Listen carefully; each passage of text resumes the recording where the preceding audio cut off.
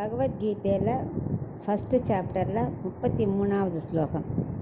ஏஷா மர்த்தே காங்க்ஷிதம் நோஹோ ராஜ்யம் போகா சுகானி ச தயிமேவ ஸ்திதா யுத்தே பிராணாம் த்யக்த்வா தனானி ச.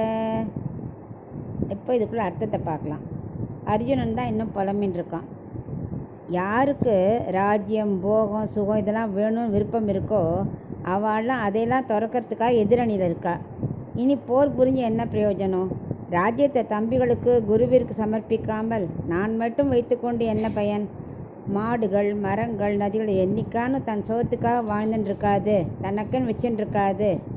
அனுபவிக்க உறவினர்கள் ஆச்சாரியர்கள் இல்லாமல் நான் மட்டும் தனியாக அனுபவிக்க விருப்பமே இல்லை.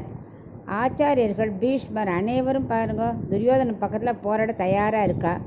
இப்போ எனக்கு வெற்றியும் சுகமும் ராஜ்யமும் எதுக்கு? எனக்கு இது வேண்டவே வேண்டாம். இதை விட்டுட்டு நான் காட்டிலே சௌக்கியமாக வாழறேன்னு புலம்புறான்.